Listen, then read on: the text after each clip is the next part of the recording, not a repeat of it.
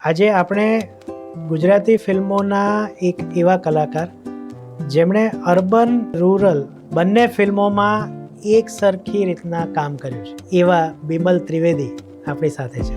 બિમલભાઈ, welcome. Thank you.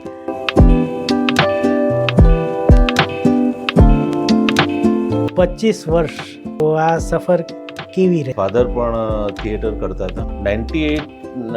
2000થી theatre અને film ઇન્ડસ્ટ્રીથી શરૂઆત કરી. મેં 2000માં પહેલું ગુજરાતી ફિલ્મ કર્યું, છોડી કેદાડાનું પૈણું પૈણું કરતી હતી. એઝ અ સોલો હીરો મારી ફિલ્મ હતી, બટ અમુક કારણોસર એ ફિલ્મ રિલીઝ જ નથી.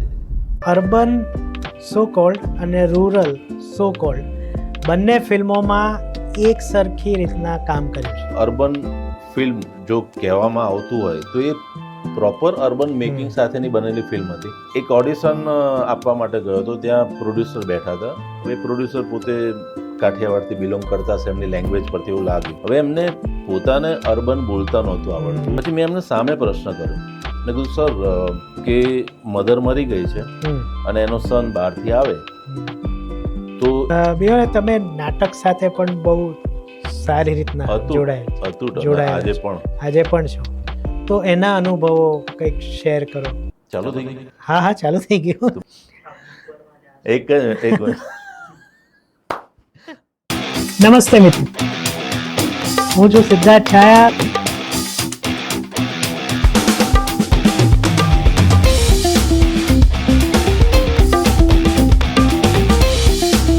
તો સ્વાગત છે તમારું સિટ ટોક્સમાં.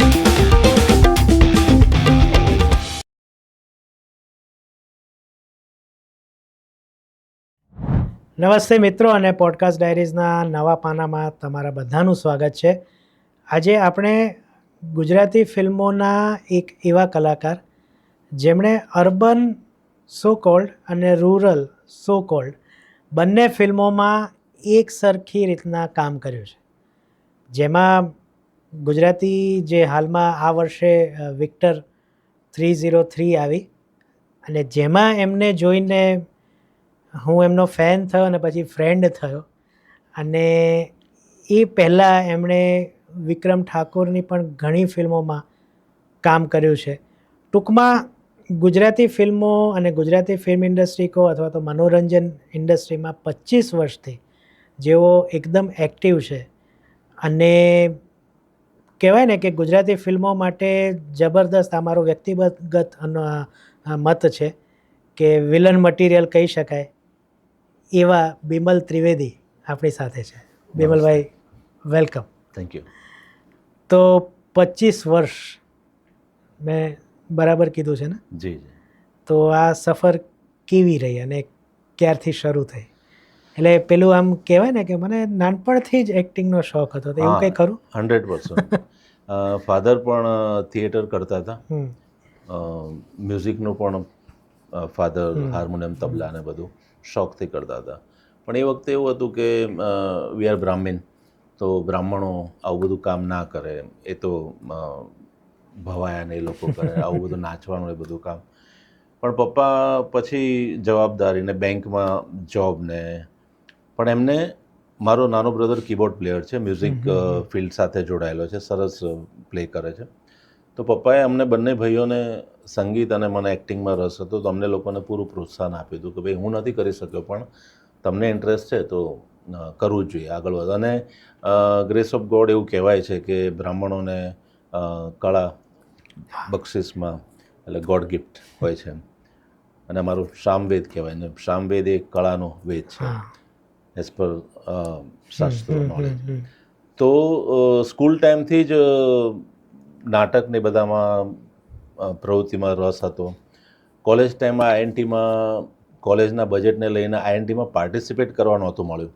ત્યારે અમારા સાથેના અર્ચન ત્રિવેદી, સૌમ્ય જોશી, અભિજાત જોશી, આ બધા બહુ અત્યારે વેલ એસ્ટાબ્લિશ છે ને ઘણું બધું સારું કામ કરી રહ્યા છે. એવા નંબર ઓફ આર્ટિસ્ટ એ વખતે આઈએનટીમાં ઇકબાલ મુનશી, રફીક પઠાણ, તો એ લોકોએ કામ કરીને અમે લોકો જોવા જતા હતા, પાર્ટિસિપેટ કરવા નહોતું મળતું. તો એક એવું હતું કે ભાઈ તક મળે. પણ એ વખતે અમદાવાદમાં બહુ ઓછા ગ્રુપ હતા થિયેટરના, અને એમાં એન્ટ્રી લેવી એ બહુ એટલે આઈપીએસની એક્ઝામ આપવા જેવું હતું. બટ ફોર્ચ્યુનેટલી ધીમે ધીમે એ તક મળી અને થિયેટરથી શરૂઆત કરી, અને જે રીતે ઉપરવાળાએ આપ્યું છે એ પ્રમાણે print media, ad shoot, ramp shows, ઘણું બધું કામ એ લેવલનું શરૂઆત કરી હતી. અને 2000થી થિયેટર અને ફિલ્મ ઇન્ડસ્ટ્રીથી શરૂઆત કરી.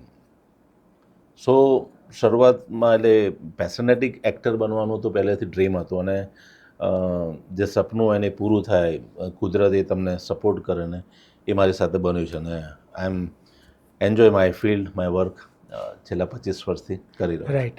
તો શરૂઆત નાટકોથી જ થઈ? નહીં, મેં 2000માં પહેલું ગુજરાતી ફિલ્મ કર્યું, છોડી કેદાડાનું પૈણું પૈણું કરતી હતી. હા.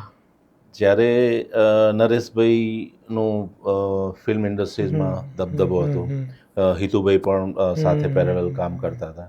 હિતેન કુમાર મન સાહેબાની મેડીએ જસવંત ગાંગણીયાનું એક ફિલ્મ હતું, એનાથી ઓલરેડી એસ્ટાબ્લિશ થઈ ગયા હતા. પણ હીરો તરીકે મને ખ્યાલ છે ત્યાં સુધી દેશ રે જોયા દાદા પરદેશ જોયાથી એ એસ્ટાબ્લિશ થયા. તો આ ઇન બિટવીનનો ટાઈમ હતો, એટલે મને ઓપોર્ચ્યુનિટી તો મળી હતી. એઝ અ સોલો હીરો મારી ફિલ્મ હતી છોડી કેદાડાનું પૈણું પૈણું કરતી હતી. બટ અમુક કારણોસર એ ફિલ્મ રિલીઝ જ ના થઈ, અનફોર્ચ્યુનેટલી. બની ગઈ આખી ફિલ્મ બની ગઈ, સેન્સર થઈ ગઈ, એમાં ઘણો બધી પ્રોસેસમાં ટાઈમ લાગ્યો, મે બી ફાઇનાન્શિયલ ફેક્ટર હોઈ શકે. સો એ ના થઈ શક્યું. એ પછી 2002થી કમર્શિયલ થિયેટરની શરૂઆત કરી. પારકા પૈસે પરમાનંદ પહેલું કમર્શિયલ પ્લે હતું. એની સાથે ફિલ્મમાં પણ તક મળી. મને કહેતા જરાય સંકોચ નથી થતો કે અર્બન અને રૂરલ એ બે પ્રકારના ગ્રુપ બનાવવામાં આવ્યા, અથવા તો એને પાર્ટીશન કરવામાં આવ્યા. પણ એવું કંઈ હોતું નથી. ફિલ્મ હોય છે. એનો સબ્જેક્ટ સિટી એરિયાનો હોય તો એમાં શૂટ કરવું પડે, અને ગામડાનો હોય તો. 2002માં એક ફિલ્મ જે મેં કરેલી, લવ ઇઝ બ્લાઇન્ડ ટાઇટલ હતું, વિપુલ શર્માએ ડિરેક્ટ કરી હતી. એના તમે સોનાલી કુલકર્ણી મરાઠી એક્ટ્રેસ જે લીડ કરતા હતા, અને સંદીપ પટેલના દેવાંગ પટેલના બ્રધર સંદીપ પટેલ લીડ કરતા હતા. બટ અપાર્ટ દેટ મારું કહેવાનો પોઈન્ટ એ હતો કે અર્બન ફિલ્મ જો કહેવામાં આવતું હોય તો એ પ્રોપર અર્બન મેકિંગ સાથેની બનેલી ફિલ્મ હતી, જેમાં શાન, સાધના સરગમ, બીજા ઘણા બધા સારા પ્લેબેક સિંગરે એમાં સિંગિંગ કરેલું. Overall making, story, everything super. Vipul Sharma બહુ જ સારા થિયેટરના પણ આર્ટિસ્ટ અને ડિરેક્ટર, રાઇટર ઓલ્સો. અને આ એમની કદાચ પહેલી ફિલ્મ હતી, પણ એ સુંદર ફિલ્મ બનાવી હતી. પણ ખબર નહીં કોઈ કારણસર અર્બન અને રૂરલનો એક વર્ગ ક્રિએટ કરવામાં આવ્યો, કે મે બી માર્કેટિંગના પોઈન્ટ ઓફ વ્યૂથી એક ટેગ લગાવવામાં આવ્યો. તો એવું મને નથી લાગતું કે ભાઈ ફિલ્મ અર્બન કે રૂરલ હોય. એક રમૂજી કિસ્સો બન્યો તે તમારી સાથે શેર કરીશ. એક ઓડિશન આપવા માટે ગયો હતો, ત્યાં પ્રોડ્યુસર બેઠા હતા. હવે પ્રોડ્યુસર પોતે કાઠિયાવાડથી બિલોંગ કરતા હશે, એમની લેંગ્વેજ પરથી એવું લાગ્યું. તો મને કહે અર્બન પિક્ચર છે આપણી, અર્બન પિક્ચર કરી છે પહેલાં. મેં કીધું ના, કરી તો નથી, પણ મેં કીધું પ્રયત્ન કરીશ. હવે એમને પોતાને અર્બન બોલતા નહોતું આવડતું, એવા પ્રકારના પ્રોડ્યુસર. પછી મેં એમને સામે પ્રશ્ન કર્યો. મેં કીધું સર, ખાલી સમજણ માટે કે મધર મરી ગઈ છે અને એનો સન બહારથી આવે, તો એ આવીને અર્બનમાં શું કરે અને રૂરલમાં શું કરે, એટલે નોલેજ માટે. તો મેં કીધું હું જરા ક્લિયર થઈ ગયું, તો પછી મને ઓડિશન આપવામાં હેલ્પફુલ થશે. ભાઈ ભગવાઈ ગયા. એમની જોડે બીજી 2-3 ટીમ બેઠી હતી ટેકનિકલ, એ બધા ઓળખતા હતા મને, એટલે એમણે વાત હસવામાં લઈ લીધી.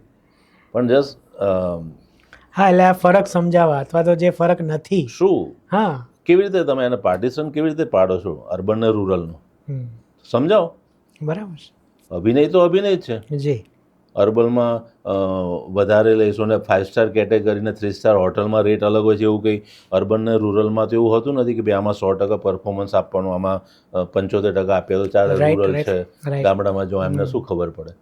પણ તમારી જાણ માટે સાચો વર્ગ ત્યારે ત્યાં હતો, અને આજની તારીખમાં પણ રૂરલ ફિલ્મો એટલી જ ચાલે છે ને, એટલો ધંધો કરે છે. અલ્ટિમેટલી એન્ટરટેનમેન્ટ મીડિયા સાથે જોડાયેલા છે. લોકોને ગમે એવી વસ્તુ બનાવીને લોકો સુધી પહોંચાડવાનું હોય છે. રાઈટ.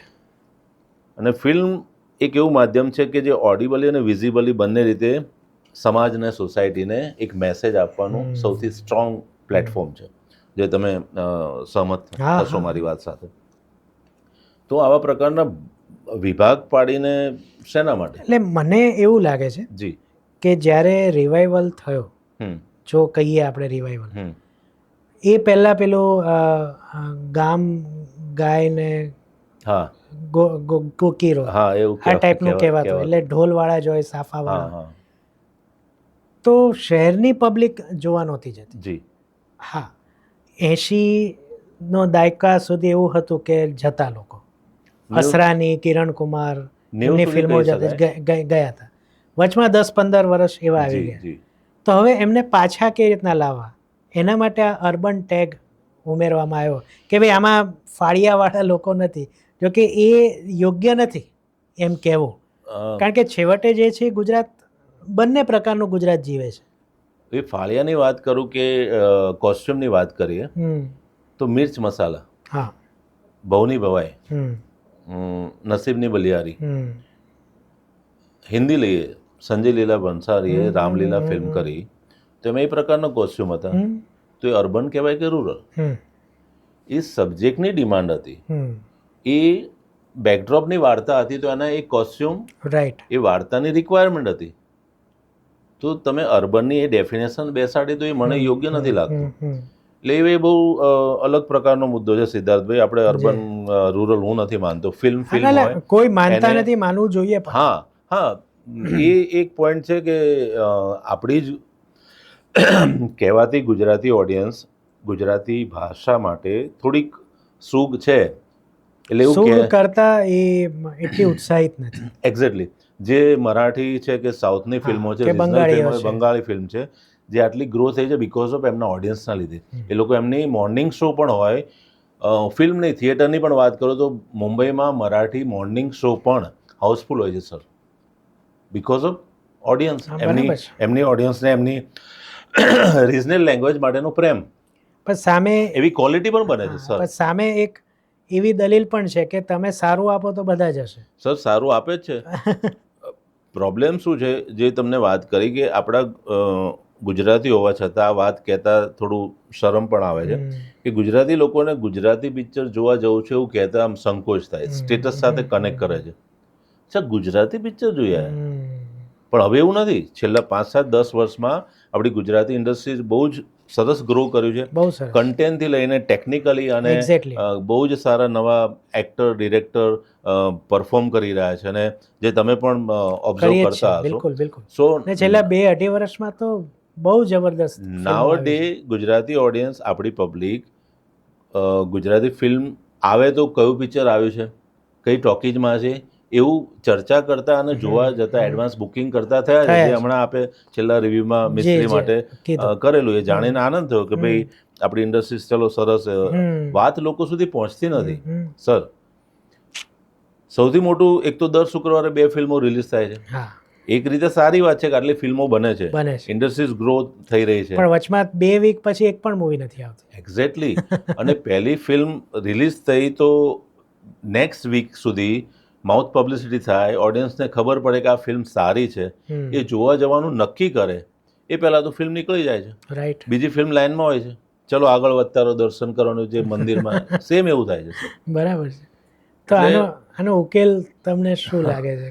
ઉકેલ તો ઘણા બધા ફેક્ટર કામ કરે છે સિદ્ધાર્થભાઈ, પણ મારો આટલા વર્ષનો એક્સપિરિયન્સ ને જે રીતે ઇન્ડસ્ટ્રી સાથે જોડાયેલો છું એ પ્રમાણે મને એવું લાગે છે કે ગવર્મેન્ટે જેમ મહારાષ્ટ્રમાં મરાઠી ફિલ્મો માટે પ્રાઇમ ટાઈમ સ્ક્રીન કમ્પલસરી આપવો જોઈએ, તેવું ગુજરાતી ફિલ્મો માટે પણ થઈ શકે.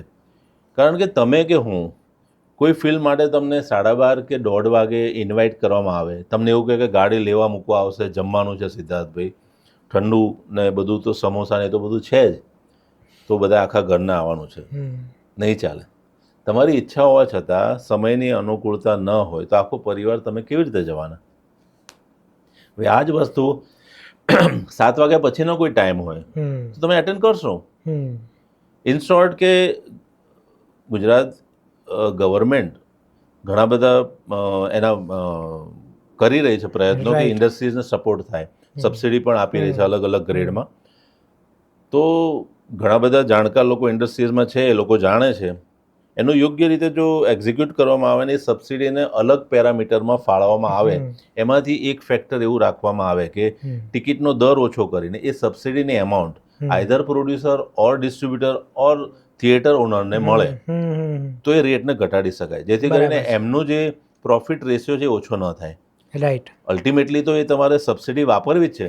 એટલીસ્ટ જે હમણાં વાત નીકળી છે કે 35 રૂપિયા સર્વિસ ચાર્જ લે છે. હા. હવે એ કંઈક મુંબઈમાં 8 રૂપિયા છે, મહારાષ્ટ્રમાં 10 રૂપિયા છે, દિલ્હીમાં છે જ નહીં. બોલો. પણ અહીંયા આપણે લેવાય છે. અને એ પણ એક વૈશાલભાઈએ એક હમણાં વાત કરી હતી પોડકાસ્ટમાં કે એક ઉદાહરણ આપ્યું હતું કે આવું હોય તો 35 રૂપિયાને જો આપણે સર્વિસ ગણીએ તો એના આટલા ટકા તમારે જીએસટી આપો. તો એ લોકોએ ઉદાહરણને નિયમ બનાવી દીધો અને હજી સુધી લે છે. અને ગવર્મેન્ટ પણ હજી સુધી એ બાબતે જાગૃત થઈ નથી. આપણે બ્લેમ નથી કરતા ને એ ચર્ચામાં પણ વધારે, પણ ઇન શોર્ટ જાણકાર લોકો છે ત્યાં પણ છે, ઇન્ડસ્ટ્રીઝમાં પણ છે. જો એને યોગ્ય રીતે, મારું એવું માનવું છે કે સબસિડીની અમાઉન્ટને યોગ્ય રીતે ફાળવવામાં આવે તો જે માત્ર સબસિડી માટે ફિલ્મો બનાવે છે એવો એક વર્ગ ઘટી જશે. જે લોકો જેન્યુઇન મેકર છે એ લોકોને એમનું સબસિડીની અમાઉન્ટ ફિલ્મને સપોર્ટ કરવામાં, ઇન્ડસ્ટ્રીઝને ગ્રો કરવામાં હેલ્પફુલ થશે. હવે તમે અગેન સો કોલ્ડ અર્બન રૂરલ બેમાં કામ કર્યું છે, તો બંનેના મેકિંગમાં કોઈ ફેર છે? હા, એ 100% પહેલાંના સમયમાં હતો. હું છેલ્લા 5 વર્ષમાં કહીએ તો મેકિંગમાં કોઈ ફેર નથી. બજેટ ઓછું વધુ હોય. હા, બજેટ ઓછું વધુ એટલા માટે કે રૂરલ સબ્જેક્ટમાં હવે number of screen all over ગુજરાતમાં ઓછા છે. તો સિંગલ સ્ક્રીન એક્ઝેક્ટલી. તો અલ્ટિમેટલી જે પૈસા નાખ્યા છે રિકવર કરવા માટેનું માર્કેટ બહુ જ નાનું છે. તો એ વાતને ધ્યાનમાં લઈને અર્બનમાં જેટલા પૈસા નાખવામાં આવે છે મેકિંગમાં એટલા રૂરલમાં ઇન્વેસ્ટ કરવામાં નથી આવતા, અને જે પ્રેક્ટિકલી યોગ્ય છે. પણ તો રૂરલ ફિલ્મો મલ્ટીપ્લેક્સમાં કેમ નથી આવતી? અગેન ઓડિયન્સ, તમે જેમ કીધું, જેને જોવું છે તો ગમે ત્યાં જાય ને. આપણે અમદાવાદ ના આવે પણ હિંમતનગર છે, પાટણ છે, ત્યાં પણ એક બે કરે છે, મલ્ટીપ્લેક્સ હોય. વિક્રમભાઈની કે બીજા પેરેલલ જે અત્યારે લીડ કરે છે રૂરલમાં, એ લોકોની ફિલ્મો હવે મલ્ટીપ્લેક્સમાં પણ રિલીઝ થાય છે. પણ હજી એ ઓડિયન્સને લઈને, કારણ કે એ જે રૂરલનું જે માસ છે, પબ્લિક ઓડિયન્સ, એને જે પેલી 20, 30, 40 રૂપિયાની ટિકિટ છે સિંગલ સ્ક્રીનમાં, એની જગ્યાએ 160, 230 કે 250 રૂપિયાની ટિકિટ જેમાં આખું ફેમિલી જોઈ શકે, અને પેલી પર પર્સન ટિકિટ થાય, બહુ મેજર. ઓફકોર્સ. અલ્ટિમેટલી પછી કમ્પેર કરે કે જો 250 રૂપિયા ખર્ચીને ગુજરાતી ફિલ્મ જોવી તો એના કરતાં 250માં હિન્દી ફિલ્મ, સારા લોકેશન, સારા હીરો હિરોઈનને જોઈને અલ્ટિમેટલી એન્ટરટેનમેન્ટ માટે જોવામાં આવે છે. તો આ એક પરિબળ બહુ સ્ટ્રોંગલી ઇફેક્ટ કરતું હશે એવું મારું માનવું છે. પ્રયત્નો કરી જ રહ્યા છે. બરાબર છે. અને હવે રૂરલ ફિલ્મો પણ બહુ જ સારા મેકિંગ સાથે બની રહી છે, સારી વાર્તા કન્ટેન્ટ સાથે રજૂ થઈ રહી છે. કારણ કે મેં પણ 2000થી લઈને 2015 સુધી રૂરલ ઇન્ડસ્ટ્રીઝની ફિલ્મો હજી પણ કરું છું. બંધ કરી દીધું છે એવું નથી, કારણ કે મારા માટે તો rural urban as an actor best performance આપવાની વાત છે. રાઈટ. તમે તમારી રીતે જે આર્ટિસ્ટ તરીકે મારી પાસેથી વાર્તાના અનુરૂપ જોઈએ છે, દેટ્સ ઇટ. તમે વિક્રમભાઈનું નામ લીધું. જી. તો એમની સાથે કામ કરવાનો કેવો અનુભવ રહ્યો? બહુ સારો. વિક્રમભાઈ એટલે આપણી ઇન્ડસ્ટ્રીઝમાં, ફિલ્મ ઇન્ડસ્ટ્રીઝમાં વાત કરો ને તો લક બહુ મેટર કરે છે. વિક્રમભાઈ મને અમારી વાતચીત થઈ, અમારો જેટલો એક્સપિરિયન્સ છે. કેટલી ફિલ્મો કરી એમની સાથે લગભગ? વિક્રમભાઈને અમે લોકો 2 ફિલ્મ સાથે કરી. અચ્છા. શક્તિ ધ પાવર 2011માં બનેલી. એ મેકિંગ બહુ જ સુંદર હતું, વાત બહુ સરસ હતી, પણ ઘણા બધા કારણોસર એ ફિલ્મ એટલી ચાલી નહોતી. પછી સોગન છે મા બાપના ફિલ્મ કરી, જેમાં વિક્રમભાઈ પણ ડબલ રોલમાં હતા અને મેં નેગેટિવ કર્યું હતું, મેં પણ ડબલ રોલ પ્લે કર્યા હતા. એ પણ બહુ સરસ ફિલ્મ હતી. વિક્રમભાઈ એ મ્યુઝિક સંગીતના ફિલ્ડથી બિલોંગ કરે છે. એમનું ફેમિલી રાઈટ. ભજન ને ડાયરોને એ પ્રકારના એમના ફાધરને એ લોકો કનેક્ટેડ હતા અને વિક્રમભાઈ પોતે પણ ગાવાનું શરૂ કર્યું હતું. એ ફ્લ્યુટ પણ બહુ સરસ વગાડે છે, મને જ્યાં સુધી નોલેજ છે ત્યાં સુધી. અને એ ગાતા હતા ને એની સાથે લક બાય ચાન્સ એકવાર પીયુને મળવા આવો એમની પહેલી બ્લોકબસ્ટર ફિલ્મ કહી શકાય, જે ફિલ્મ બની અને ઓલ ઓવર ગુજરાતમાં બહુ જ સરસ એમને ફેમ મળી. ને ત્યારથી આજ સુધી અવિરત આજે પણ વિક્રમભાઈની ફિલ્મો તમે ઓડિયન્સમાં જાઓ કે હું તમને શક્તિ ધ પાવરના પ્રમોશનની એક વાત કરું. ચોક્કસ. અત્યારે ઊભું કરવામાં આવે છે. અત્યારના પ્રમોશન પણ હું એટેન્ડ કરું છું, જેમાં હાર્ડલી 500, 700, 1000 કોઈ સ્કૂલ કોલેજમાં જતા રહે તો 2 નંબરની વાત છે. એમના એક ડાયરાના પ્રોગ્રામમાં અમારા ફિલ્મનું પ્રમોશન કરવા ગયા હતા. સિદ્ધાર્થભાઈ 8 થી 10 હજારની પબ્લિક હતી અને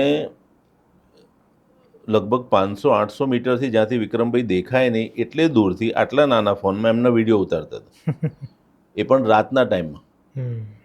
તો એ માત્ર વિક્રમભાઈ માટેનો પ્રેમ, એ સ્ટારડમ અને બિકોઝ ઓફ એટલે માત્ર લક ના કહી શકાય.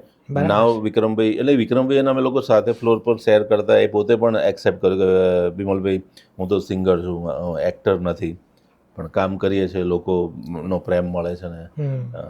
એટલે એટલા ડાઉન ટુ અર્થ. બાકી મેં એવા પણ હીરો સાથે કામ કર્યું છે કે જે હીરો હોય એટલે એમનું એક સ્ટારડમ કે ના આઈ એમ હીરો ઓફ ધીસ ફિલ્મ, તો એનો એટીટ્યૂડ અલગ હોય. આપણા માટે કલાકાર મિત્રો એટલે બધા સરખા જ હોય, પણ વિક્રમભાઈ આજની તારીખમાં પણ એટલા જ ડાઉન ટુ અર્થ રહીને અને એમનું કામ કરવાની શૈલી સરસ. સિંગર તો સારા છે જ, પણ કામ કરતાં કરતાં હવેની તમે એમની ફિલ્મો જોશો તો એમાં એ ટચ દેખાશે એક્ટરનું પણ. તમે એક હિન્દી મૂવીમાં પણ કામ કર્યું છે. જી. અને એ શાહરૂખ ખાનની ફિલ્મ હતી. હા, રઈસ ફિલ્મનું શૂટિંગ. એનો અનુભવ. રઈસ ફિલ્મ અહીંયા ગુજરાતનું જે પોર્શન હતું એમાં એક રોલ માટે તક મળી હતી, પણ એના પરફેક્શનની વાત કરું તો કે એક નાના સીન માટે પણ એ લોકોએ ગુજરાતના અમદાવાદના 10, 15, 20 આર્ટિસ્ટને બોલાવ્યા હતા, સિલેક્ટેડ લોકોને, અને એનું 2-2.5 પેજનું ઓડિશન હતું. જે ફિલ્મ મેકિંગ થતું એ સીન એવા પ્રકારે લોકોએ ઓડિશન લઈને એટલે એટલું બારીકાઈથી કામ કરે છે. અને પરફેક્શનની વાત કરીએ તો each and everything well plan, in discipline, પ્રિસાઇઝલી. Early morning 8 to 12માં આટલા શોટ લેવાના છે, એટલા શોટ, આટલા મોટા ક્રૂ સાથે. રાહુલ ધોળકિયા ડિરેક્ટ કરતા હતા અને નવાઝુદ્દીન સાથે ઘણો બધો ટાઈમ સ્પેન્ડ કરવા મળ્યો. તો અમે લોકો આવી રીતે 2-2.5 કલાક વાત શેર કરી હતી. એક જ દિવસનું શૂટ હતું? હા, એક જ દિવસનું હતું. અહીંયા સાણંદ પાસે હતું. અચ્છા. પણ ઓવરઓલ એક્સપિરિયન્સ બહુ સરસ રહ્યો હતો અને એક સારા લેવલે પહોંચેલા કલાકાર નવાઝુદ્દીન સિદ્દીકી કહાનીને બધી રિલીઝ થઈ ગઈ હતી અને ટોપ પર ઓલરેડી. પણ એમણે જે વાત કરી એમની પોતાની, એમણે સરફરોશ નામની એક ફિલ્મ આવી હતી, એમાં વિધિન 2 સેકન્ડનું જસ્ટ પેનિંગ શોટમાં એમના રિએક્શન હતા. આમિર ખાન એમાં લીડ કરતા હતા અને એ પછી એમણે તલાશમાં સાથે કામ કર્યું ત્યારે વાત કરી હતી કે આવી રીતે તમારી સાથે એક ફિલ્મ કરી હતી. પણ હવે આમિર ખાનને આવા ઘણા બધા આર્ટિસ્ટ આવે એટલે યાદ ના હોય. તો નવાઝુદ્દીન બરોડામાં ફાર્મામાં કામ કરતા હતા, એમણે થિયેટર પણ કર્યું હતું. અને મેં વાત કરી કે ભાઈ હું થિયેટર સાથે પણ જોડાયેલું છું, એટલે એમને બહુ આનંદ થયો કે ભાઈ थिएटर करते हो क्या बात है, और करते रहो. हमारी इंडस्ट्री में क्या है कि कभी कौन कहाँ क्लिक होगा कुछ पता नहीं है, आप अपने पूरी एफिशिएंसी के साथ में करते रहो. बोले मैंने भी बहुत छोटे छोटे रोल किए करते रहे कहाँ कुछ. તો આ લેવલે પહોંચ્યા પછી પણ આ કક્ષાની એમની સ્ટ્રગલની વાત કરવી એ પણ ઇટ સેલ્ફ એક ક્વોલિટી છે. સાચી વાત છે. આઈ એમ હાઈલી ઇમ્પ્રેસ્ડ. તો એટલે એ શું તમારો રોલ હતો એમાં? ગેંગસ્ટર ને દારૂની સ્મગલિંગની ને લતીફ જેમનો એન્કાઉન્ટર થઈ ગયું હતું એના આજુબાજુની વાતને લઈને એ ફિલ્મ રઈસ બનેલી. તો એ જે દારૂ ગુજરાતમાં દારૂબંધી છે ને એના બધા હેરફેર ને એ બધા સિક્વન્સમાં એક જે મેઇન વિલન છે એનું કામ કરનારો જે માણસ છે એનો એક રોલ હતો જે ટ્રકમાં એની દારૂની હેરાફેરી એ કરતો. ટ્રકોમાં પણ તમને કંઈક ફાયદો થયો એવી ખબર છે? એટલે શોર્ટલિસ્ટ ઓડિશન લીધા પછી 2 જણનું શોર્ટલિસ્ટ થયું કે ભાઈ આ, તો એમાં બીજા આર્ટિસ્ટને એમાં રિક્વાયરમેન્ટ હતી કે ટ્રક ચલાવતા આવડવી જોઈએ. તો બીજા આર્ટિસ્ટને ટ્રક ચલાવતા નહોતી આવડતી અને ફોર્ચ્યુનેટલી મને ડ્રાઇવિંગ આવડતું હતું, ટ્રક પણ. તો એના લીધે મને રોલ મળ્યો હતો અને કામ કરવાની એમના બેનરમાં તક મળી. એટલે કલાકારે જી. એક્ટિંગ સાથે ડ્રાઇવિંગ પણ હા. શીખવું જોઈએ. ડ્રાઇવિંગ,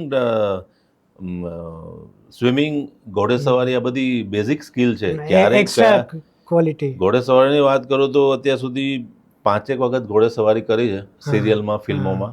એમાં 5માંથી 3 વખત પડ્યો છું. એટલે એ સ્કિલ છે મારામાં રાઈટ. પડવાની.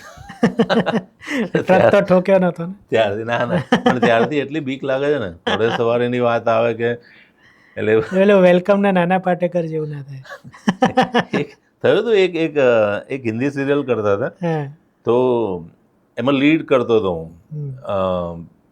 મંત્રી કે સેનાપતિનો, અને 15-20 ઘોડા લાइનમાં ऑन एक्शन फाइट मास्टर કીધું आपको देना है आक्रमण और फिर सब साथ में वो घोड़े दौड़ेंगे और ये मिट्टी मिट्टी उड़ेंगी ना सब ऐसे.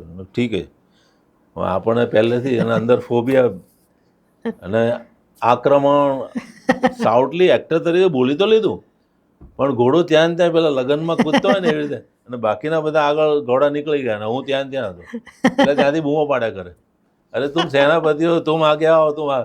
મેં કહ્યું પણ હું આવું, ઘોડો નથી આવતો એનો શું, એને ઉચકીને લઈને આવતો. એટલે આ બધી સ્કિલ હોવી જરૂરી છે એક સારા એક્ટર માટે, કારણ કે સપોર્ટિંગ ક્યારેક કઈ વસ્તુની જરૂર પડે.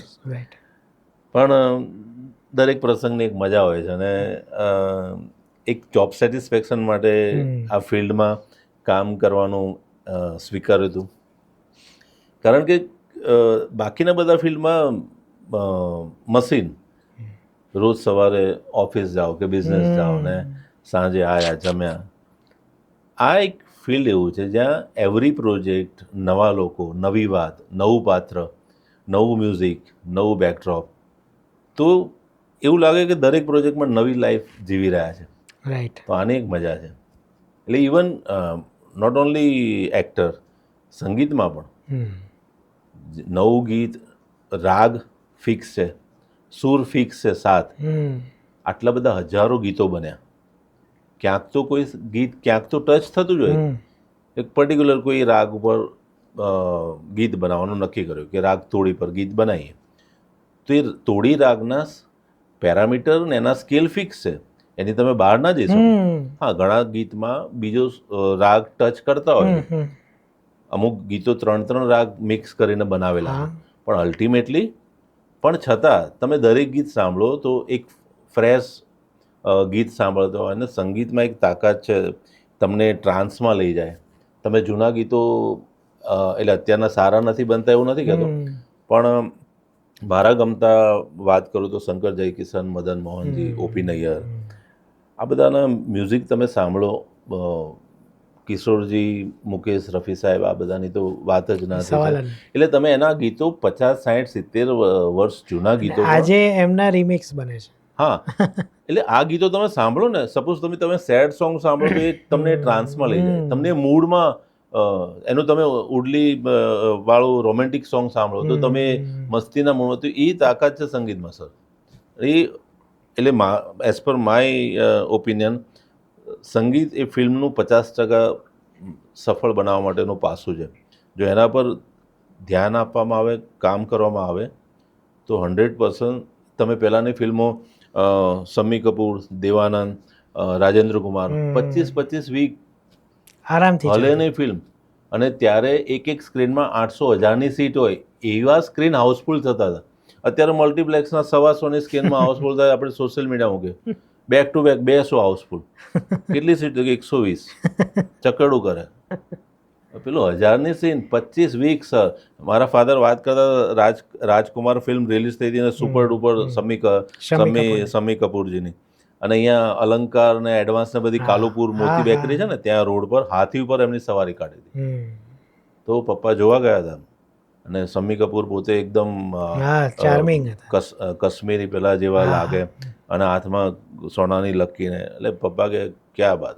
તો એ ક્રેઝ હતો. રાજેન્દ્ર કુમાર 25 કોઈ પણ ફિલ્મો લઈ લો તો એનું એને તો સફળ નામ જ જ્યુબિલી કુમાર હતું, એક્ઝેક્ટલી. કારણ કે એની બધી ફિલ્મો 25 વીક્સ ચાલતી. હવે એનું તમે સેકન્ડ પાસું જુઓ તો એ બધી ફિલ્મોના ગીતો એકથી એક સુપિરિયર. આજે પણ તમને સાંભળવા ગમે તમને, એટલે સંગીત માટે આખો અલગ સબ્જેક્ટ છે.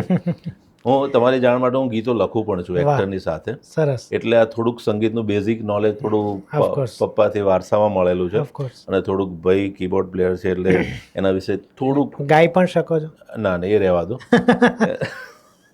ગાવાનું કેવું છે, મારા પ્રોગ્રામ થાય છે, પણ એ કેવું કે જેમ કે તમારે બાજુવાળાનું કંઈક ઘર બર ખાલી કરાવવું હોય કે એવું કહે તો મારા પ્રોગ્રામ ગોઠવો, તરત બીજા દિવસે ચાવી આપી જશે કે ભાઈ આ સિદ્ધાર્થ આવા પ્રોગ્રામ આ ચાવી રાખો. તો ધ્યાનમાં રાખજો, આવો કઈ સેવાની જરૂર હોય તો વિના મૂલ્યે નહીં કરે. હા, પણ કરશે ખરા. ચોક્કસ. હિન્દીમાં તમારી બીજી ફિલ્મ પણ આવી હતી, જી, જયેશભાઈ જોરદાર, યશરાજ બેનર. તો એનો શું અનુભવ અને તમારો રોલ શું હતો? એ પણ વાર્તા ગુજરાત બેકડ્રોપ પર હતી, એટલે ગુજરાતના અમને ઘણા બધા આર્ટિસ્ટને એમાં તક મળી હતી. અને યશરાજ બેનર અમે લોકો બોમ્બેમાં ત્યાં જોગેશ્વરીમાં સેટ લાગેલો હતો, તો ત્યાં 20-25 દિવસ ત્યાં શૂટ કર્યું હતું. બાકીનું અહીંયા ગુજરાતમાં 5-1 દિવસ થયું હતું. બટ બોમન ઈરાની, રત્ના પાઠકજી, રણબીર સિંહ લીડ કરતા હતા, શાલિની પાંડે હિરોઈન, પુનીત ઇસ્સા દુર્યોધન આપણા. તો આવા બધા ગજાના કલાકારો સાથે સ્ક્રીન શેર કરવા મળ્યું. અને અમે લોકો 20-25 દિવસ એટલે વેરી લોંગ ટાઈમ. તો અર્લી મોર્નિંગથી લઈને ઇવનિંગ સુધીનું, અને અગેન પ્રોફેશનલિઝમ, ડિસિપ્લિનની વાત કરીએ તો હું પોતે માનું છું કે આપણે જે કામ કરતા હોઈએ વેલ ડિસિપ્લિન અને પહેલાંથી 100% ઇન્વોલ્વમેન્ટ સાથે થવું જોઈએ. તો ત્યાં હિન્દી ઇન્ડસ્ટ્રીઝમાં એ એટલે મને ઇમ્પ્રેસ કરવાવાળો એક પોઈન્ટ હતો કે 400-500 જણની ટીમ સાથે કામ થતું હોય અને each and everything with perfection. તો એ બહુ મેટર કરે છે, કારણ કે એવરી ડે જે ડિસાઇડ કર્યું છે એટલું મટીરિયલ સાંજ પડે આપણે પૂરું કરવાનું હોય. દિવ્યાંગ ઠક્કરે ડિરેક્ટ કરી હતી, પણ આપણા અમદાવાદથી બિલોંગ કરે છે, અને એમણે ફિલ્મ કરી હતી 2 યાર ચાસણી, કેવી રીતના જઈશ, એટલે સારા એક્ટર તો છે જ. તો એટલા માટે અમને ગુજરાતી બેકડ્રોપ પર હતી એટલે અમને કામ કરવા મળ્યું હતું. રણબીર સિંહ સાથે પણ બહુ જ મજા પડી, સરસ માણસ, તોફાની મજાનો. બોમન ઈરાની સર, લોકોને એવું લાગે કે સ્ક્રીન પર સક્સેસ મળ્યા પછી સીધું એની સક્સેસની વાતો થાય, પણ એની પાછળનો સંઘર્ષ, એની પાછળની જે જર્ની હોય. બોમન ઈરાની બહુ જ ડાઉન ટુ અર્થ, અને ગુજરાતી પણ બહુ સરસ બોલે છે. સર, એમણે 14 યર થિયેટર કર્યું છે, પારસી, ઇંગ્લિશ, હિન્દી લેંગ્વેજમાં. એટલે અમારી સાથે બેસીને શેર કર્યું ત્યારે ખબર પડી, 14 વર્ષના થિયેટરની સફળ જર્ની પછી આ સ્ટેજે પહોંચ્યા છે.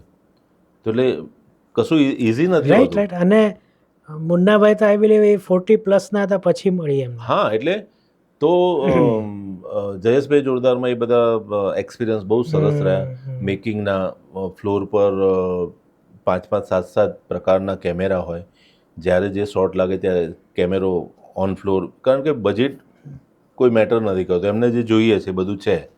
જે આપણે રૂરલ પ્રકારની, રૂરલ શું, કોઈ પણ રિજનલ પ્રકારની ફિલ્મ હોય તો ત્યાં એક ફેક્ટર વચ્ચે આવે છે. તમારી જાણ માટે અને મારા અનુભવથી આપણી ગુજરાતી ઇન્ડસ્ટ્રીઝના ઘણા બધા કલાકારો હિન્દીમાં જઈને સફળતા મેળવેલી છે.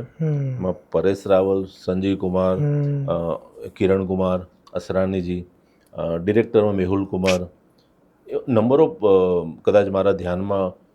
તો અહીંયા પણ ટેલેન્ટેડ લોકો છે, બટ થિંગ ઇઝ દેટ કે બજેટ મેટર કરે છે. તમારું જે સ્કેલ છે એને ફૂલફિલ કરવા માટે એક સર્ટન બજેટ જોઈએ, જે હિન્દીમાં એ તમને સમસ્યા નથી નડતી. તો એ બધું ત્યાં એકદમ વેલ મેનર, વેલ પ્લાન, એવરીથિંગ સુપર, અને બહુ જ સરસ એક્સપિરિયન્સ રહ્યો. અને રોલ કયો હતો તમારો? એમાં એક સમાજનું રિપ્રેઝેન્ટ કરે છે બોમન ઈરાની. વાર્તામાં એવું છે કે એમના પરિવારમાં છોકરો જ જોઈએ, છોકરી આવે તો મારી નાખવામાં આવશે. અને હીરો જે રણવીર સિંહ છે એના સનનો રોલ કરે છે. એને ટેન્શન છે કે જો દીકરી આવી તો, એટલે એનાથી એની વાઈફને બચાવીને લઈ જવા માટે, અને આ સમાજના પ્રમુખ છે એના ફાધર બોમન ઈરાની, તો એ સમાજના 8-10 લોકો હોય ને પંચાયત, સો આઈ એમ વન ઓફ ધેમ, જે બોમન ઈરાની સાથેનું જે ગ્રુપ છે જે આપણા ગુજરાતી બેકડ્રોપને રિપ્રેઝેન્ટ કરતું હતું. પણ ઓવરઓલ જર્ની બહુ સરસ રહી અને એક્સપિરિયન્સ વોઝ નાઇસ. રાઈટ. બિમલભાઈ, તમે કીધું તમે નાટકના માણસ છો અને હજી પણ 100%. તો આજનું ગુજરાતી નાટક અને એ પણ અમદાવાદના ગુજરાતના નાટકો, જી, એની શું પરિસ્થિતિ છે અને ભવિષ્ય શું છે? થિયેટર પહેલો પ્રેમ છે. આટલું કમર્શિયલ સ્ક્રીન સિરિયલ ફિલ્મનું કામ કર્યા પછી પણ આજે થિયેટર એટલું જ પેશનથી કરું છું. થિયેટર છેલ્લા 25 વર્ષથી કરું છું. નિમેશ દેસાઈ જેઓ અનફોર્ચ્યુનેટલી અત્યારે આપણી વચ્ચે નથી, એમની સાથે મેં 12 થી 15 વર્ષ થિયેટર કર્યું. મારા ગુરુ. ઘણું બધું શીખ્યું એમની પાસે. અને આજે જે પણ કંઈ અભિનય ક્ષેત્રે મારી પાસે નોલેજ છે એ એમનું આપેલું કહી શકાય. થિયેટર આજે પણ એટલું જ પેશનથી કરું છું. હમણાં જ મારું દિવાળી પહેલાં એક થિયેટર નવું પ્લે ઓપન થયું 3420, જે મેં ડિરેક્ટ પણ કર્યું છે. અને થિયેટરની આખી અલગ મજા છે. એ લાઈવ ઓડિયન્સના રિએક્શન અને ઇન્સ્ટન્ટ ફીડબેક અને લાઈવ 2.5 કલાકનું પરફોર્મન્સ, એટલે ઓડિયન્સ તો એન્જોય કરે છે, પણ એઝ એન એક્ટર અમે લોકો પણ એટલું જ એન્જોય કરીએ છીએ. અને થિયેટરના અત્યારની હાલની પરિસ્થિતિની વાત કરું તો કોરોના પછી એવું થયું છે સર કે ટિકિટ બારી થોડીક ઇફેક્ટ કરી છે. મે બી 5 વર્ષે પણ એટલે પહેલાં જે ચાલતી હતી ટિકિટ બારી એમાં થોડોક ઘટાડો થયો છે. ખબર નહીં, લોકડાઉન પછી ઓલ ઓફ સડન દરેક વસ્તુમાં રેટ ઇન્ક્રીઝ થઈ ગયા. એના કોઈ પેરામીટર જ નહોતા કે શેના લીધે. તો એ અસર એના પર પણ થઈ છે અને એના લીધે અલ્ટિમેટલી કોસ્ટ હાયર સ્કેલમાં ગઈ. અને ultimately we are human being, તો એ આર્ટિસ્ટને પણ મોંઘવારી નડે. તો એ બધી બાબતને લઈને એક કોસ્ટ ફેક્ટર થયું છે. પણ થિયેટરનું ઓડિયન્સ આજે પણ અકબંધ છે. થિયેટર લોકો જોવા માટે ટાઈમ કાઢીને, દરેક વર્ગના લોકો, જેનજી જનરેશનથી લઈને સિનિયર સિટીઝન બધા જ થિયેટર પ્રેમી લોકો છે. સિદ્ધાર્થભાઈ, સંજય ગોરડિયા કે બીજા એમના સ્કિલના કલાકારો આજે ફિલ્મોમાં પણ એમના થિયેટરના પ્રેમના લીધે લોકો સ્પેશિયલી જોવા માટે જાય છે. નો ડાઉટ ફિલ્મોમાં એમણે એમની રીતે બધું સરસ પરફોર્મ કરેલું જ છે. તો થિયેટરની એ મજા છે સર. અને ફ્યુચર શું જુઓ છો? ફ્યુચર થિયેટર તો એટલે રિયાઝ કહી શકાય. એટલે રિયાઝ ક્યારે બંધ ના થાય ને થિયેટર હજી હું તો કહું છું, તમે હમણાં બોમ્બેના 2-3 સરસ મોટા બજેટના નાટકો રજૂ થયા, જેમાં તમે 2-4 વર્ષ પહેલાં જાણતા રાજા એક આવ્યું હતું જે શિવાજી બેકડ્રોપ પર હતું. પછી મુગલે આઝમ પર આખું નાટકનો શો થયો. પછી અત્યારે આશુતોષ રાણાનું હમારે શ્રી રામ, પુનિત ઈસાનું મહાભારત, આ બધા ફિલ્મ કક્ષાના સેટ ને લાઇટિંગ ઇફેક્ટ સાથે શો થાય છે. તો થઈ એટલે રહ્યા છે કે ઓડિયન્સ આવે છે જોવા. રાઈટ. અને તમને નવાઈ લાગશે કે ગુજરાતી ફિલ્મની ટિકિટ કે હિન્દી ફિલ્મની ટિકિટ 250 કે 280 કે 300 રૂપિયા છે. એની સામે આ પ્રકારના નાટકની ટિકિટ 1200-1500થી લઈને 5000 રૂપિયા સુધીની ટિકિટો હોવા છતાં હાઉસફુલ જાય છે. શો સક્સેસ જાય છે. અને મને નોલેજ છે ત્યાં સુધી આ બધા શોની cost on an average 8, 10, 15, 20, 25 lakh પર શોની કોસ્ટ હોય છે. મુગલે આઝમમાં ખાલી 15 ટ્રક ભરીને તો એમની પ્રોપર્ટીને લાઇટ્સનો સામાન આવતો હતો, એઝ પર નોલેજ. રાઈટ. સો થિયેટરનું ભવિષ્ય તો ઉજ્જવળ જ છે, પણ જરૂર છે અગેન ઓડિટોરિયમના પ્રોબ્લેમ છે.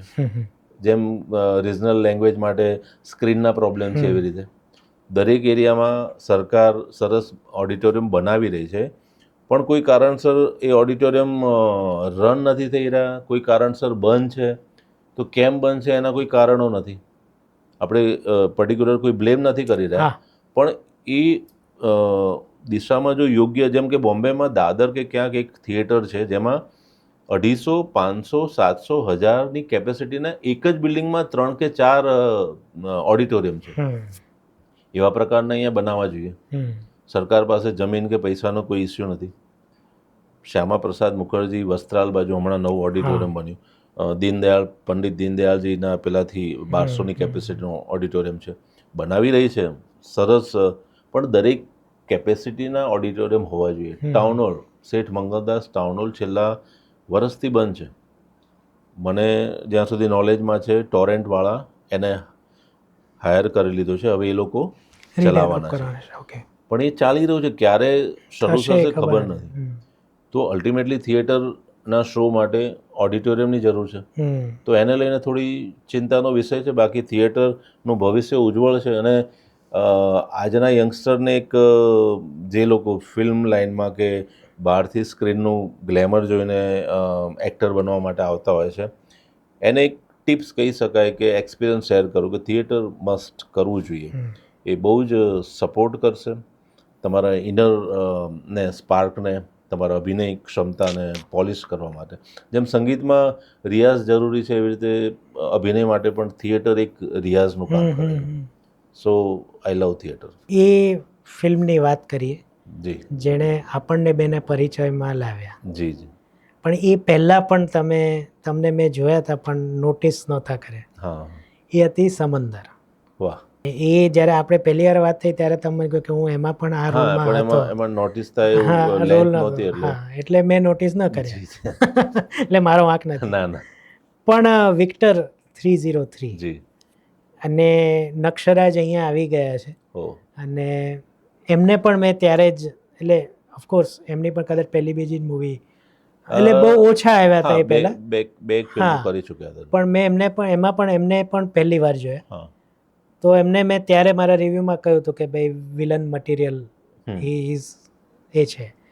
પણ એમના પપ્પા તરીકે જે છે બિમલ ત્રિવેદી, ત્યારે હું તમારું નામ એક્ઝેક્ટ બોલી નહોતો શક્યો, કારણ કે મારા રિવ્યૂ હોય છે ને હું ઇમ્પ્રોમ્પ્ટુ કરતો હોઉં છું. એટલે હું એકવાર જોઈ લઉં કોણ એક્ટર છે વગેરે, બરાબર, પછી હું બોલવા લાગું છું. પણ હું સાચું બોલ્યો હતો કે કદાચ એમનું નામ બિમલ ત્રિવેદી છે એવું હતું. એનીવેઝ, પણ એમાં સરજુનું તમારું પાત્ર, અને હું આજે પણ જ્યારે બિમલભાઈને કોઈ પાર્ટીમાં કે કાર્યક્રમમાં મળું છું ત્યારે સરજુભાઈ તરીકે, અને ઇન્સ્ટામાં ટેગ કરું તો પણ સરજુભાઈ તરીકે, અને આજે પણ ટેગ કરીશ તો એમ જ કરવાનું છે.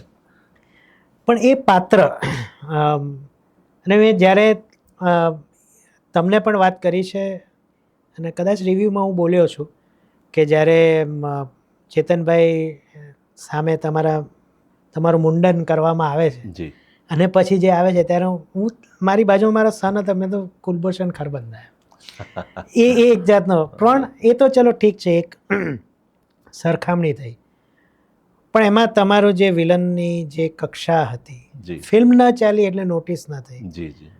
પણ આજે પણ જો એ ફિલ્મ આવે તો હું ફરીથી રેકમેન્ડ કરીશ કે પ્લીઝ જોજો. Thank you. બધાની એક્ટિંગ સરસ છે, બધું જ સારું છે.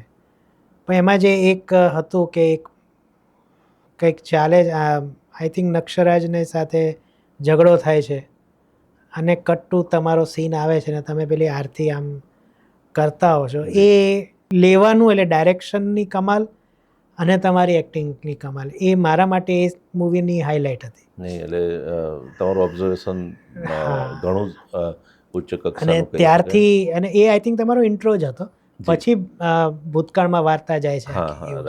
તો મેં બહુ મોટી એ કરી દીધી, કારણ કે એ સ્પેશિયલ છે મારા માટે. તો એ ભૂમિકા કેવી રીતના મળી, કારણ કે સમુંદરમાં તમે હતા જ વિશાલભાઈની મૂવીમાં, એટલે તમે આ ફિલ્મમાં એમને પ્રેઝન્ટ કરેલી મૂવીમાં પણ આવ્યા. તો એ કેવી રીતના મળી અને એના અનુભવો શું રહ્યા?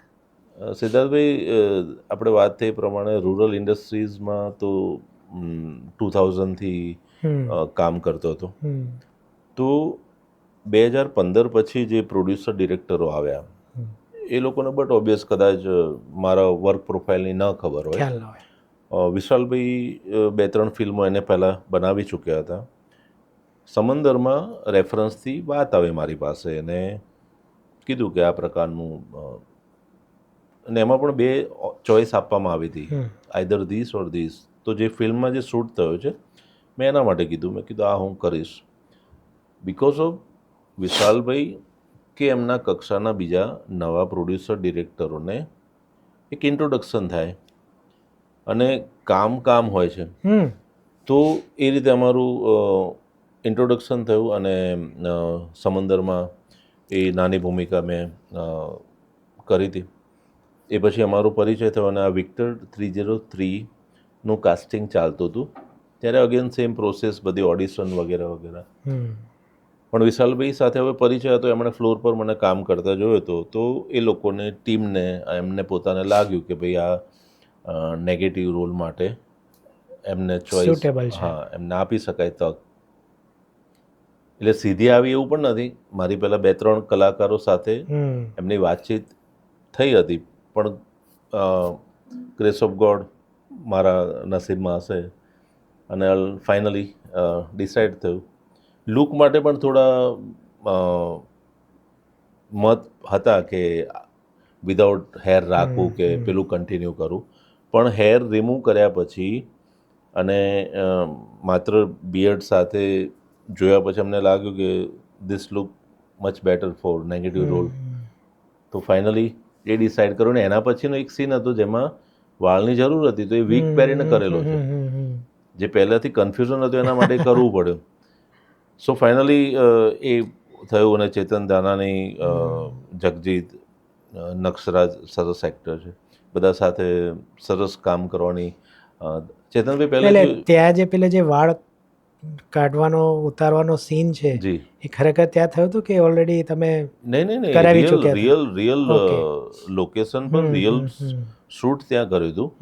અને તમે માર્ક કર્યું હશે કે કર્યા પછી જે માણસને ગામ વચ્ચે એની ઇન્સલ્ટ થાય છે, હા, ઉતરી જાય અને એટલે એ તમે આમ કંઈક જો અત્યારે એક્ઝેક્ટ યાદ નથી, છતાં કંઈક કરી ન શકે, તો એ અંદરનું જે ફ્રસ્ટ્રેશન કેવું હોય એ પ્રોપર ડિરેક્ટરે ડિસ્ક્રાઇબ કર્યું હતું. ને I will try my best. અને એ જે સ્ક્રીન પર દેખાય છે, જોબ સેટિસ્ફેક્શન માટે 100% મારા તરફથી કહી શકે મેં મારું બેસ્ટ આપેલું, જે તમે અને બાકી ઓડિયન્સે, ઇન્ડસ્ટ્રીઝે પણ નોટિસ કર્યું છે કે સરસ કામ થયું હતું.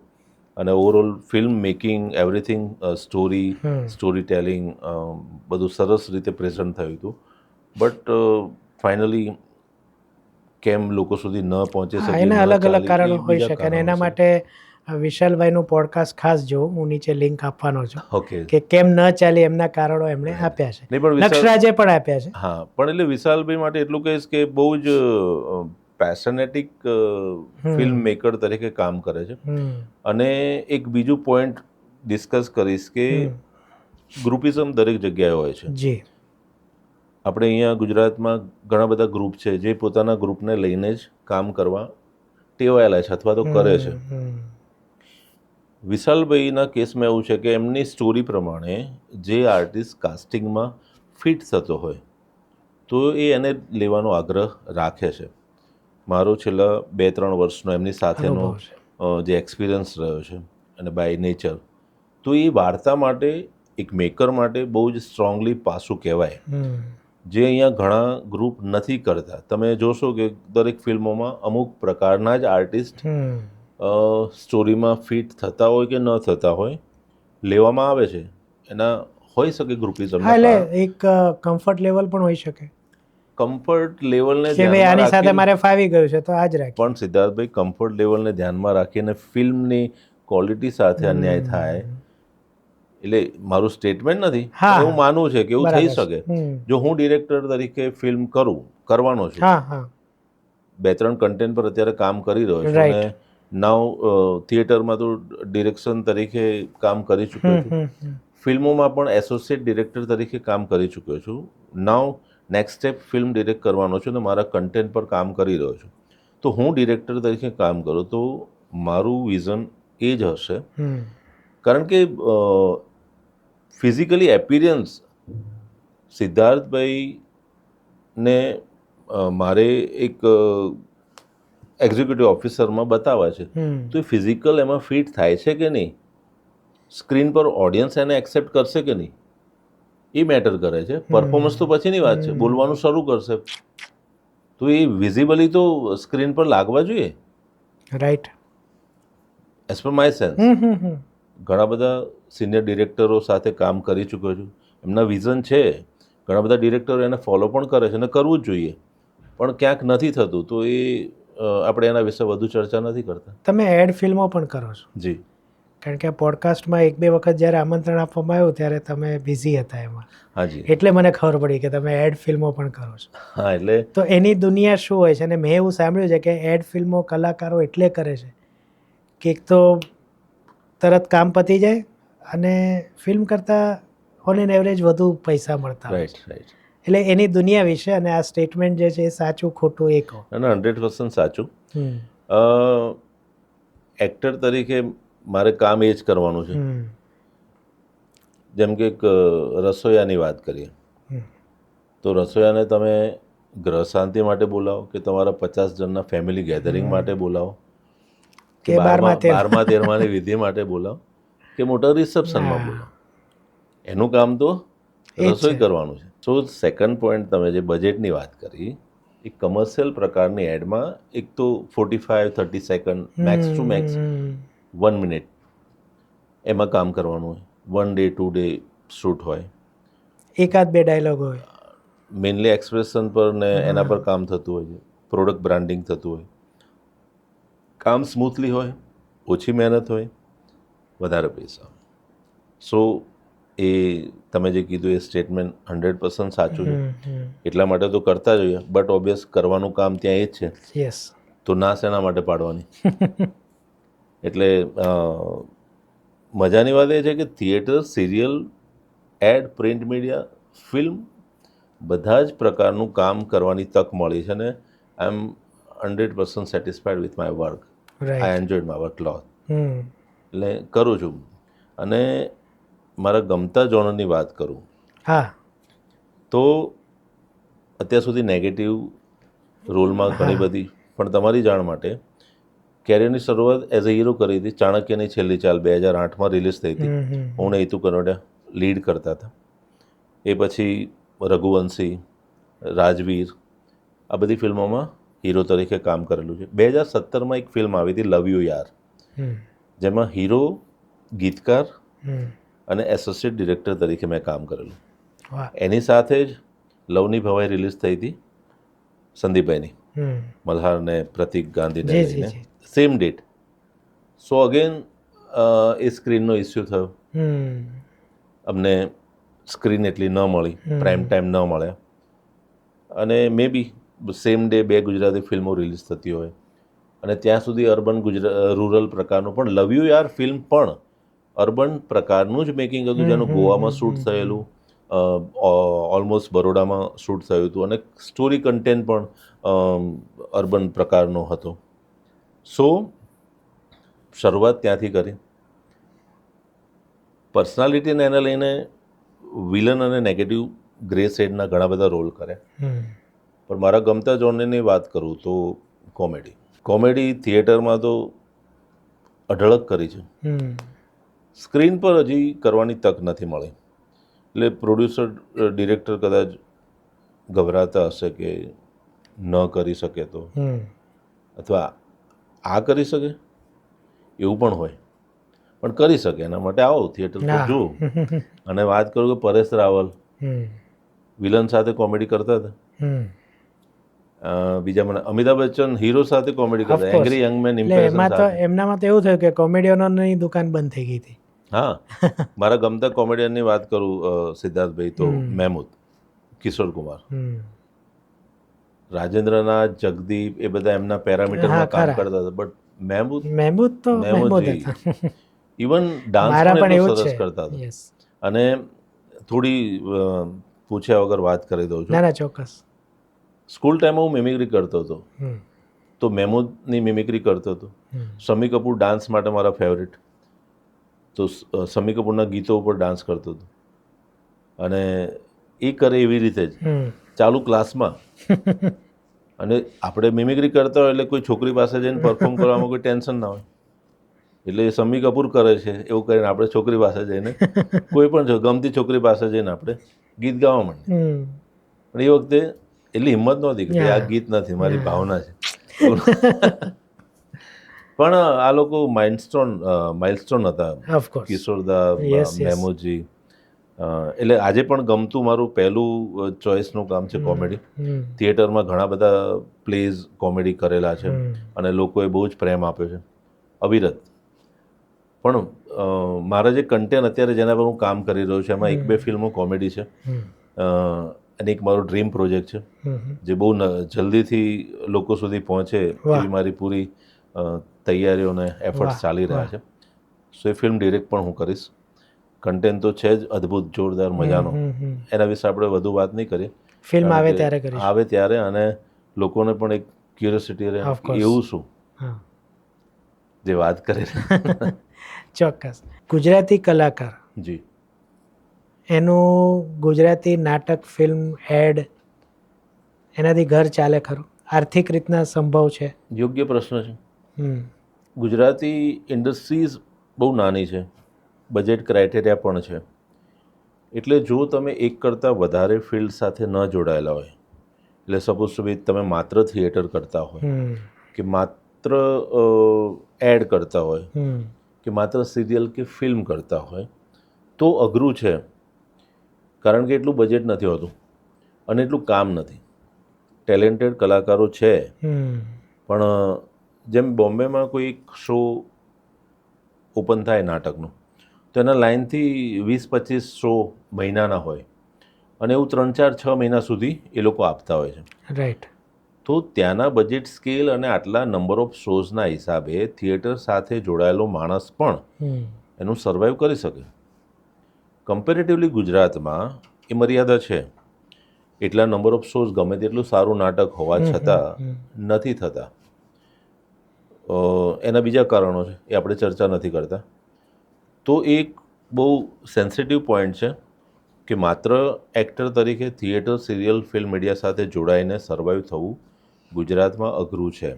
કારણ કે એ જ સાથે કાસ્ટિંગ ને પેરામીટર બદલાય એટલે એનું કામ મળવાની સંભાવનાઓ ઘટતી જાય છે, અથવા તો એણે એના પેમેન્ટ અથવા તો role, choice of role change કરવા પડે, જે અમુક લોકો કરે છે. અમુક લોકો પકડીને બેસે, ના હું તો હીરો, હું કેવી રીતે કરું? તો એ મુદ્દા છે. પણ એ બહુ અગત્યનો પોઈન્ટ છે અને ઘણા બધા કલાકાર મિત્રોને અમે ભેગા થઈએ તો ચર્ચા કરીએ છીએ કે સાથે પેરેલલ બીજી કોઈ સોર્સ ઓફ ઇન્કમનું સપોર્ટિંગ રાખવું જોઈએ. હિન્દી આટલા મોટા સ્ટાર પણ એમની ઇન્કમનું બીજે ઇન્વેસ્ટમેન્ટ કરીને રાઈટ રીપ્રોડ્યુસ ઇન્કમ સોર્સ ક્રિએટ કરે છે. જો આ લેવલે એ લોકો કરતા હોય તો તમારે સર્વાઈવના મુદ્દા અને સપોઝ ટુ બી કોઈ મેડિકલ અથવા તો કોઈ સોશિયલ આવી ગયું ફેમિલીમાં તો એ વખતે તકલીફ ઊભી ન થાય. રાઈટ. તો એના માટે ઘણા બધા આર્ટિસ્ટ સાથે એસઆઈપી, મ્યુચ્યુઅલ ફંડ, જે તમને આફ્ટર 60-50 પછી એ તમારી એમાઉન્ટ તમને કામ લાગી શકે, એવા મુદ્દા પર પણ ચર્ચા કરેલી છે. તમને બીજો એક વાત કરું કે અમે એવા નાના મોટા ગુજરાતમાં ઘણા બધા સંગઠનો બન્યા. સરકાર અલગ અલગ પ્લેટફોર્મ પર અલગ અલગ રીતની જાહેરાતો કરીને ગ્રાન્ટ પૂરી પાડે છે, જે અલગ અલગ સેક્ટરમાં એના પૈસાનો લાભ લોકોને મળે. તો એવા સંગઠનો બનાવીને અમારો એક સંગઠનમાં જેમાં હું જોડાયેલો હતો ને અમારો એવો પ્રયત્ન હતો કે મેડિક્લેમ જેવી નાની બાબત, જેનું 4 જણના ફેમિલી મેમ્બરનું અત્યારની સમયમાં આપણે કેલ્ક્યુલેટ કરીએ તો 8-10-12 હજારનું પ્રીમિયમ થાય, એવી એમાઉન્ટનું મેડિક્લેમ પણ આર્ટિસ્ટ નથી લઈ શકતા. જો આના માટે સરકારમાં રજૂઆત કરવામાં આવે, સરકારમાં કોઈ 1-2 માણસ એને રજૂઆત કરે તો કામ ન થાય. એના માટે સંગઠન બનાવીને કલાકારો દ્વારા રજૂઆત કરવી જોઈએ. પહેલાં કલાકારોને ટ્રેનમાં 25% કે 40% ડિસ્કાઉન્ટ મળતું હતું ટિકિટમાં, શો કરવા માટે જાય તો. એ અત્યારે કદાચ બંધ થઈ ગયું છે. તો એ એમને આપવામાં એમના માટે બહુ પરચુરણ ખર્ચો છે. આવી રજૂઆત, મેડિક્લેમ જેવી રજૂઆત કે પ્રોવિડન્ટ ફંડ જેવી કોઈ રજૂઆત થાય જેમાં માની લો કે કલાકાર 500 રૂપિયા જમા કરાવે છે, સામે ગવર્મેન્ટ તરફથી કોઈ એમાઉન્ટ આપવામાં આવે, તો એક સર્ટન એજમાં એવા ઘણા બધા કલાકારો છે કે જેમના ટાઈમમાં એકદમ સ્ટારડમ ભોગવેલું હોય ને આફ્ટર 60 એમની પાસે કામ ના હોય, કરી શકાય એવી હાલતમાં હોવા છતાં નથી હોતા. તો એવી અને કલાકાર એ સ્વાભિમાની હોય તો એને કોકની પાસે હાથ ફેલાવવો પડે એટ ધીસ એજ, એ બહુ મરવા જેવું થાય. તો આવા બધા પરિબળોને ફેક્ટરને ફેસ ન કરવા પડે એના માટે આવી એક પ્રકારની પ્રવૃત્તિ કરી હતી, પણ એ સક્સેસફુલી ન થઈ શક્યું. એના બીજા કારણો હતા અને એવા અમારા સિવાય બીજા 5 લોકોએ આવા પ્રયત્નો કર્યા હતા, પણ અગેન એમાં વ્યક્તિગત હિત અને વ્યક્તિગત લાભને ધ્યાનમાં લઈને પ્રવૃત્તિ કરવામાં આવી હશે એવું માનવું છે. એટલે કદાચ જે એનું પ્રોપર રિઝલ્ટ મળવું જોઈએ ન મળ્યું. રાઈટ. તો આજની તારીખમાં પણ એ કરવાની જરૂર છે એવું મારું વ્યક્તિગત 100% માનવું છે કલાકારોના હિતમાં. અને not only actor, even musician, singer, back stage, technical staff, એ બધા માટે સેમ વસ્તુ છે. કેમ કે કોઈ પ્રોજેક્ટ શરૂ હશે ત્યાં સુધી એમની ઇન્કમ છે, સ્ટેબિલિટી નથી, સિક્યોરિટી નથી. બરાબર છે. સો આ એક બહુ મુદ્દો ઇમ્પોર્ટન્ટ છે. અથવા તો એના માટે અવેર નથી. એ એમનું જ્યારે ફૂલ પ્લેજમાં કામ ચાલી રહ્યું છે, પૈસા કમાઈ રહ્યા છે, તો એમને સેવિંગ કરવું જોઈએ. અથવા તમારી પાસે કામ નહીં હોય ત્યારે શું, તમારા ફેમિલી ફ્યુચર માટે શું, ન કરીને કોઈ મેડિકલ ક્રિએટ થઈ સિચ્યુએશન તો શું, ત્યારે ફૂલ પ્લેજમાં પૈસા ઉડાવે છે, વાપરી નાખે છે. એવા નંબર ઓફ આર્ટિસ્ટ આપણા ગુજરાતમાં હતા, હવે નથી, જેમણે આ પરિસ્થિતિ ફેસ કરી છે, જે આવનાર સમયમાં ન કરવી પડે એવું એઝ અ હ્યુમન બિંગ. કલાકાર તો છું જ, પણ એ વ્યક્તિગત એ વાતની ક્યાંક ને ક્યાંક જે મોટા લેવલે ગ્રુપ કે ટીમ કે બનાવીને બેઠા છે, જે લોકો વધુ જાણકાર છે, જે લોકોનો સરકાર સાથે સંપર્ક છે, તો એ લેવલે એ દિશામાં કામ કરવાની જરૂર છે. રાઈટ. છેલ્લા પ્રશ્ન સાથે પૂરું કરીએ. જી. બિમલ ત્રિવેદી હવે અમને કઈ કઈ ફિલ્મોમાં જોવા મળશે, અથવા તો બીજા શું પ્રોજેક્ટ? તમે કીધું એક સ્ક્રિપ્ટ કે એના પર તો તમે કામ કરી રહ્યા છો, એ સિવાય એક ને, એ તો 4-5 કન્ટેન્ટ છે જે મારા પોતાના છે, જેમાંથી 2 ફિલ્મો જે હું પોતે ડિરેક્ટ કરવાનો છું, કારણ કે મને એવું લાગે છે કે તો જ હું એને સબ્જેક્ટને ન્યાય આપી શકીશ. પણ 2 ફિલ્મો જે રિલીઝ માટે રેડી છે, જે આવનાર સમયમાં રિલીઝ થશે, એમાં એક જનની પિક્ચર છે. જનની એટલે સેરોગેટ મધર અને એ માતૃત્વ સાથેની સોશિયલ મેસેજ આપતી વાત છે. કેરેક્ટર રોલ, ફાધરનો રોલ કર્યો છે અને બહુ જ મજા પડી. આ પ્રકારનો રોલ પહેલી વખત કર્યો, જેમાં સંગીત એક સબળ પાસું છે અને જનકાર મ્યુઝિકલ વિડીયો ગ્રુપમાં બહુ મોટું નામ, જેણે અઢળક સક્સેસ સોંગ આપ્યા, એમનું પ્રોડક્શન છે. રાઈટ. નેક્સ્ટ વીકથી એક ફિલ્મ શરૂ થઈ રહી છે, ડાકુ. ફિલ્મનું નામ જ ડાકુ છે, જેમાં એક નેગેટિવ ગ્રે સેડ કરી રહ્યો છું. મજાની વાત છે અને અગેન જે કરવાની ઈચ્છાવાળા રોલ છે એમાંનો એક રોલ છે. સમાજના જે દૂષણો છે, ડૉક્ટર, શિક્ષક, પોલીસ એટસેટ્રા એટસેટ્રા, જે આમ ઇનડાયરેક્ટલી સમાજને લૂંટે છે, સો એ લોકોને ડાકુ નામ આપવામાં આવ્યું છે. ડાકુ એટલે બુકાનીદારી, ચંબલમાં જ રહેતા હોય, ઘોડો લઈને ફરતા હોય એવું જરૂરી નથી. એક્ટિવા પર પણ ડાકુ ફરે છે સિટીમાં. તેની આજુબાજુની વન લાઈન છે, વધુ ચર્ચા નહીં કરીએ. એ પછી એક ફિલ્મ નવેમ્બર એન્ડમાં શરૂ થાય છે, એ પણ થોડો ઓફબીટ સબ્જેક્ટ છે.